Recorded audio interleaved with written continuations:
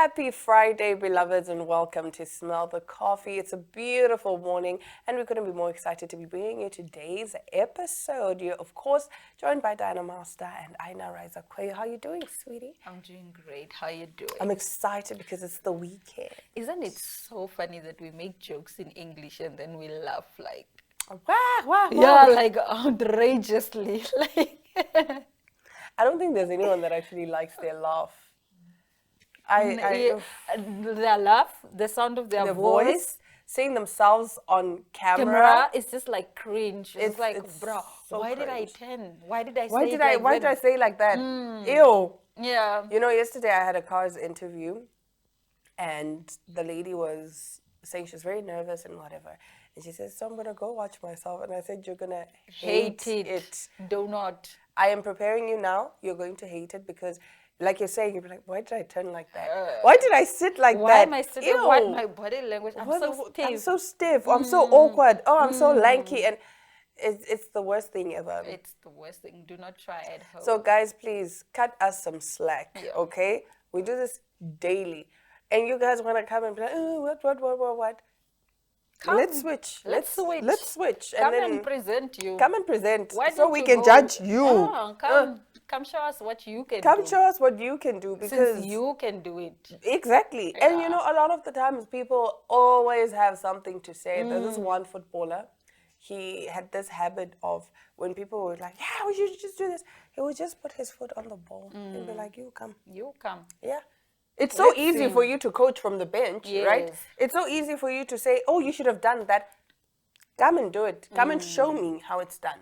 And it's never easy. Nothing is easy. Nothing is it's easy. It's easy when you're not doing it. Yes. But the moment you're in that position, you will see that actually This is not it's easy. hard. It's difficult. Nothing is hard. So I don't even judge people's craft. I take it as they did what they could in that moment. They did their best. Yes. I don't think there is anyone who would be doing something half-heartedly, especially on a platform of any sort. I don't think there is a soccer star that would not want to be in the field. Yes. You know. Do you know, with our drama classes, remember we had, what was it, voice and speech? I Yes, think yes. first year. And remember how many people fell out after the first year? Because a lot of the times people think, oh, drama is so easy. And then You they just go there and you do act. drama. And I had someone come to me and say, Dana, it's not easy. It's not easy. And then we had on movement. stage. I And then with hated theatre movement studies. And people, when you're watching, it's very easy because I just go up there and I say a And poem. I recite I lines. recite a poem. You're not just reciting a poem. You have to remember what you're reciting, number one. And you have to listen. You have to listen. You have to have stage presence because you're not just going to go there and say hi, what. You have to have stage presence. You have to have, a lot of the times, so many people after first year quit drama because of that. They realize, oh, it's not just going up there and doing You know, whatever. I hated theatre movement. Really? Movement was my least. I loved favorite. theatre movement Oh, studies. I I remember you dropped it. I took theatre Oh, movement all the way up to final year. And I dropped it. I went for directing. I remember my final year performance. That was the one when I was pregnant. And when we were rehearsing, I was doing a handstand, and then the person that was supposed to catch me wasn't there to catch me. So I did a handstand full speed and then just tumbled flat on my back. I hated theatre movement. I love theatre movement because of the different, you know, like, especially the stage fight, and then we did the acro yoga. I absolutely loved movement. That's why even pregnant as I was, I think I was 7 months pregnant, and I decided to do my movement exam before I gave birth because I said, you never know what happens, you know, with birth and delivery. Maybe I needed an emergency cesarean section, and then now I can't do these things. So I'd rather just do it. And then I did my movement piece, and they were so impressed. Oh my Moral of the story, do not go to school to study the arts. Moral of the story, go to school to study the art so you can see. Do it's not study easy. the arts, sweetie. Study something else, and then you can invest in the arts with the money you make from something else. You Okay, don't need to go that's good to school to be a TV presenter. Just go to auditions. Talent is, you are born with it. It's within you. You're born with it, but I think you also need to master and hone your skills. That's why you need to go to auditions. Auditions will teach you more than what they'll teach you in presenting school. No. Yes. To be honest with you, I am grateful I studied media and drama. I wouldn't have known half the things because we've worked with people. I have worked with people, especially with actors, people that claim they're actors, and they don't know the first basics of acting. It's fine. They can hire a coach to teach them. In this Namibia, people don't have budget to hire a coach. You don't need to. Don't go to school and study the arts, sweetie. Don't waste your time. You don't need to go to school to be an actress. Just go for auditions, sending your tapes, hire a coach, watch a lot of TV, learn as you go on YouTube. And then go to school. No, colleagues, do not study the arts. I'm telling you now, don't go waste your time studying the arts. Nothing. Go to school. No, go and study STEM. It will help you. Go and do engineering or something. Make money and then invest in your craft. Have money so you can go to this audition, so you can hire these coaches. Also, take you don't everything with a grain of salt. Also, you don't need talent in this day and age. You just need beauty and TikTok numbers. That's how you make it. Don't waste your time. Yeah. Anyway, take everything with a grain of salt. Don't just listen to Aina. Take everything with a grain of salt. Go study what you want to study. Learn for yourself. Aina's saying that because whatever it is she learned, she learned. I am saying go study because I have learned what I have learned. I would not go back. Go study, but do not study the arts. Go study the arts. Study what you want to study. Okay. And that's the moral of the story. That's the moral of the story. Listen to your heart, okay? Because advice will confuse you. Yeah. Nevertheless, we'll be right back with our top stories right after this.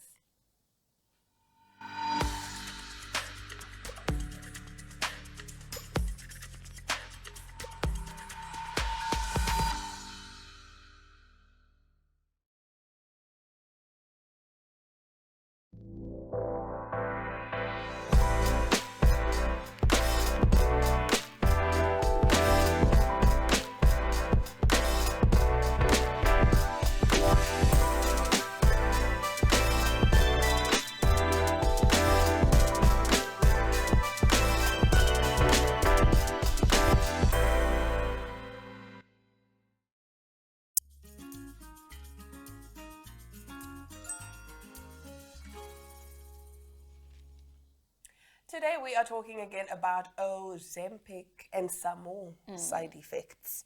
Y'all already know I am against. Against. I am against Ozempic. Nevertheless, from sagging jowls, strange burps, and even surprise pregnancies, we've heard some pretty wild side effects from those on GLP-1 weight loss injections like Ozempic, Wegovy, and Mounjaro. But now doctors are waving a new red flag, and this one could be deadly serious.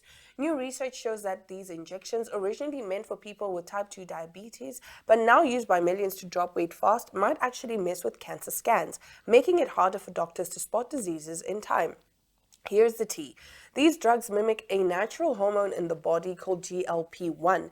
It helps control blood sugar, slows digestion, and keeps you feeling full, which is why people have been losing weight at record speed. In fact, in the US alone, usage shot up to 700% between 2019 and 2023, and now 1 in 8 adults say they've used them. But that slowdown in digestion and change in metabolism is causing something unexpected during PET-CT scans. The scans are used to detect cancer and inflammation. Normally, doctors inject a tiny dose of a radioactive substance called FDG. Cancer cells love it. They soak it up because they burn more energy. The scan then lights up these spots so doctors know where to look. But here's the problem. People on GLP-1 drugs are showing weird hot spots on these scans. Healthy tissue is lighting up like something is wrong, and in some cases, it could hide actual cancer or make doctors think there's cancer when there isn't. Dr. Peter Strohar from Alliance Medical in the UK said they started noticing these unusual patterns in a patient using a GLP-1 drug. When they looked deeper, they realized it wasn't a once-off, it was happening more and more. The issue? There are currently no formal medical guidelines on how to read scans for GLP-1 users. That means two dangerous things could happen. Real cancers get missed or diagnosed late, delaying treatment. People go through stressful and unnecessary tests or procedures because the scan looked suspicious when in fact everything was fine. With cancer rates climbing, especially among younger people, doctors say this could become a major problem if not addressed quickly. For now, experts are not telling patients to stop their injections before a scan. Instead, they're urging imaging teams to properly note who's on GLP-1 medication so doctors can interpret the scans correctly while official guidelines are being developed. Let me just say that I know some people who have taken Ozempic and they look so good. They look so good. But yeah, I don't know how their body is doing inside, but on the outside. On the outside, it's eating, but on the inside, could it be eating something else? For me, I think it's just a thing of there hasn't been enough research on Ozempic for people that don't have diabetes. You understand? Because my thing is, when you take a medication for something, that medication is going to treat something. But what if there's nothing to treat? What happens then? Then you lose the weight most. You lose the weight, but what else could be happening inside? Because it's for example, if you take like pain medication for your headache, but you have a stomach ache, you are not taking the pain medication to target the stomach ache. You're targeting something else. So could that be damaging something else on the inside? Yeah. I don't know if you guys get what I'm saying. I get what you're saying. Yeah. It's a valid question. Unfortunately, I did not study medicine, so I really can't comment on medicinal things. Yeah. And the thing is, more and more side effects are popping up. More and more and more. So yes, colleagues, just go to the gym. Go to the gym. It's easy to lose weight in a natural way, but I also understand why people don't want to do that because it takes long. Nobody wants. Like we all love shortcuts. Nobody wants to wait a lifetime to shed 2 kgs. Yes. Now you must wait 2 months to shed just 2 kgs. Whereas on Ozempic, you're losing 10 kgs in what, 4 weeks? Yeah, you're like, skinny girl. Skinny girls are up. But nonetheless, let's look at this video about bodybuilding.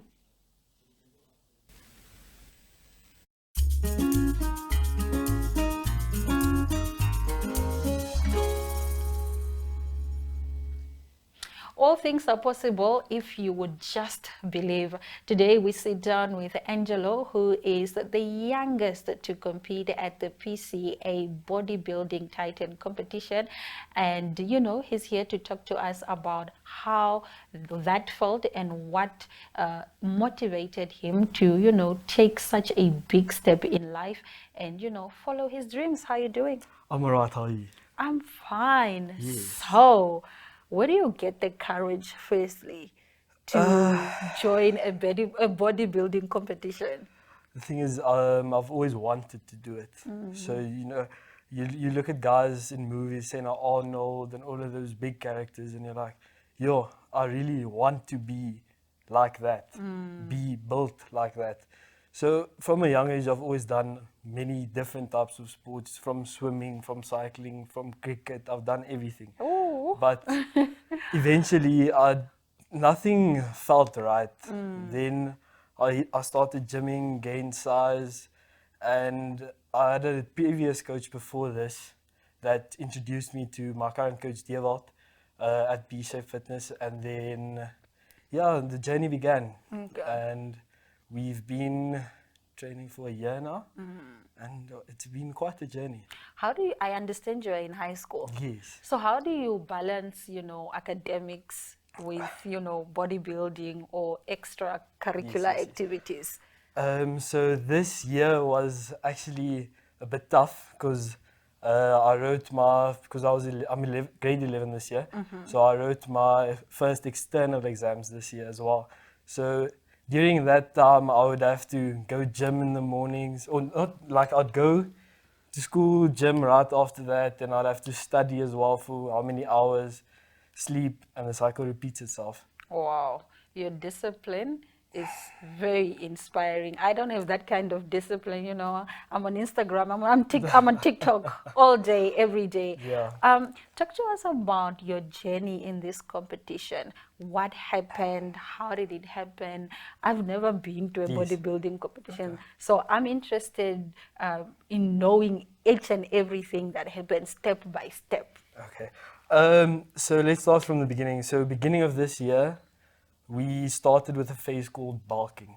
So bulking is basically when you put on size.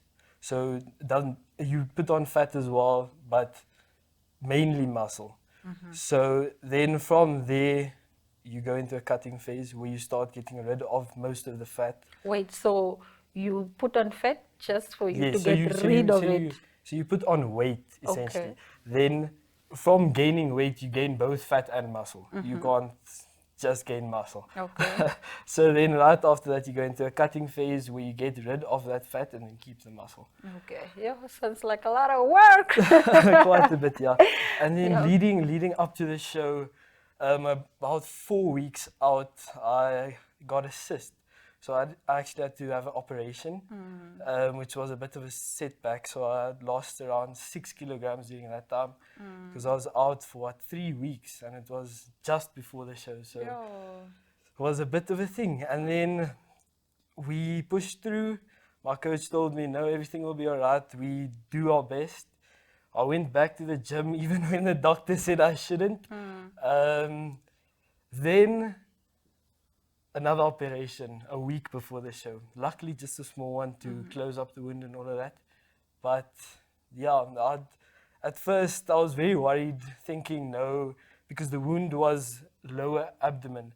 So I was scared, no, they might tell me no, I might not be able to compete because the stitches and all of that there. That would have been horrible Yes. after practicing all these years. Yeah.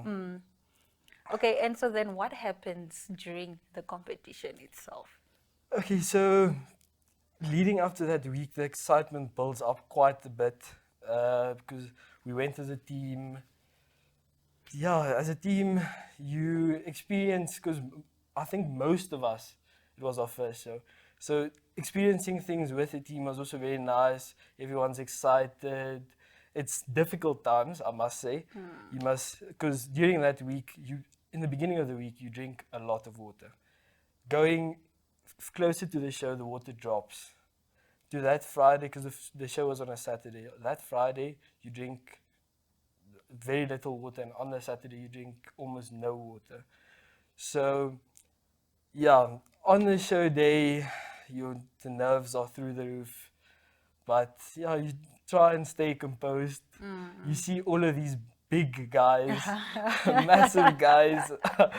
But you're like, okay, no, I worked so hard, let me just go do my best. And I must say, on stage, because I stood 2 lineups, I stood junior bodybuilding and then first timers bodybuilding.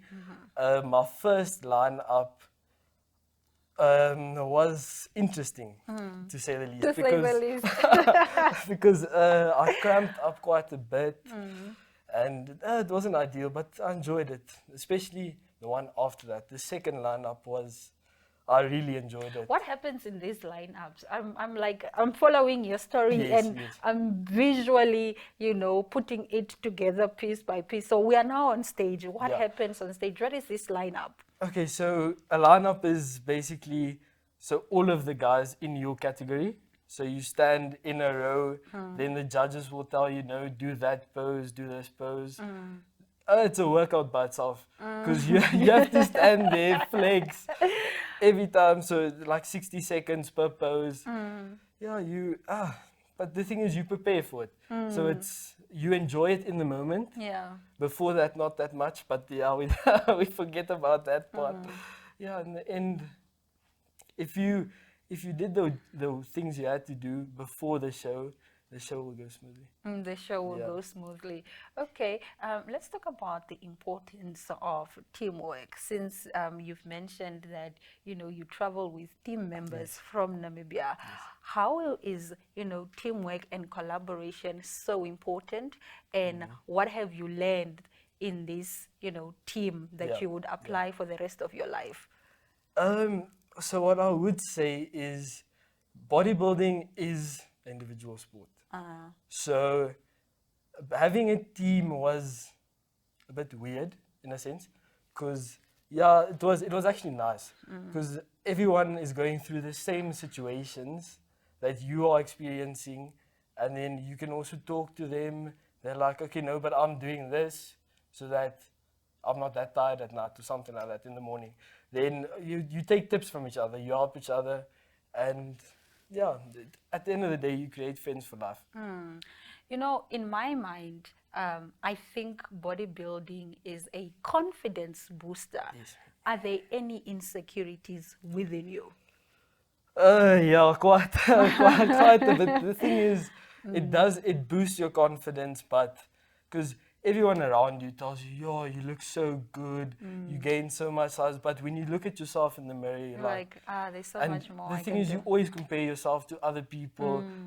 You see guys online, you're like, yo, that guy looks good. But in the meantime, the reality is you also look good, but you don't see it that way. Yeah. What would you say then to your peers? Should they, take up bodybuilding? I would say it would be good for them to do it. It's very difficult. I know because our friends, many of my friends and the people around me think I'm a bit crazy. Because the things you have to do, the dedication you have to have, consistency. Not everyone is willing to put all of that effort in. Not everyone has discipline. Yes. Okay, we wish you all the best with your studies. We wish you all the best with bodybuilding. Yes. Wish you all the best with everything that you want to, get out of this life. And well done on pursuing your dreams. I can see you are very determined and you will definitely go far. Thank you so much for joining us. You are most welcome. We will be right back. Stick around.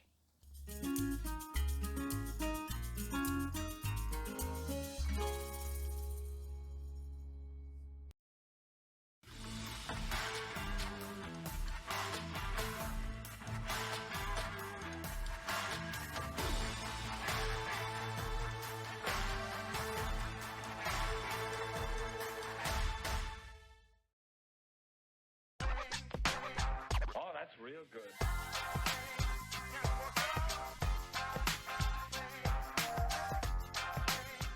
Good day, viewers. Goeiedag mensen. And welcome to Generation C, where we dive into culture, creation, and connection with our school community. I'm Kopeka Chatunya. Ek is Carla Vens. Ek is Anway Smit. My name is Eden Low. I'm Patience. And let's take a closer look at what makes our school so special.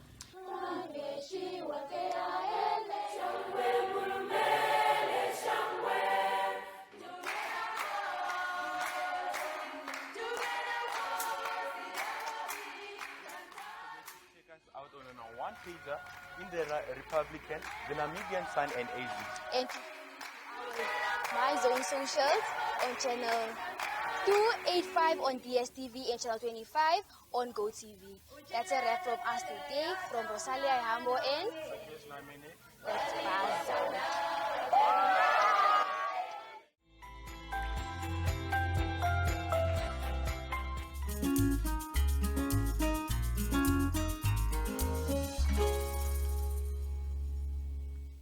Well, it's been a fantastic, fun-filled episode, and we're obviously going to see you guys on Monday. But before we do that, what are your plans for the weekend?